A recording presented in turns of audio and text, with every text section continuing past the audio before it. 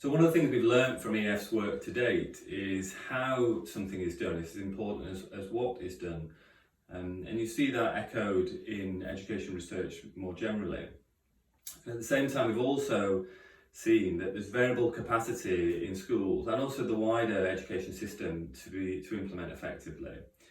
So in 2008, we published what we've called our School's Guide to Implementation.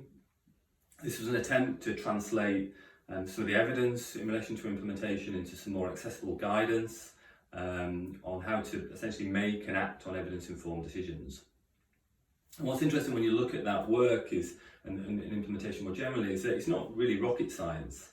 And a lot of the guidance that we're talking about is really around the aggregation of lots of small things done well, what you might call kind of common sense.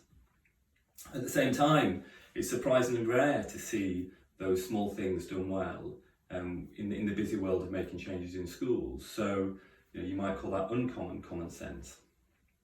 So we have a situation where we have no shortage of vision statements and ideas in the education system, but as you go around schools and organisations, you see less shared vision in relation to that central vision, the objectives that you're trying to do, and then you see less shared practice in relation to that shared vision. So essentially you see this dilution from the intention around kind of school improvement and how it manifests itself in terms of kind of day-to-day practice in classrooms.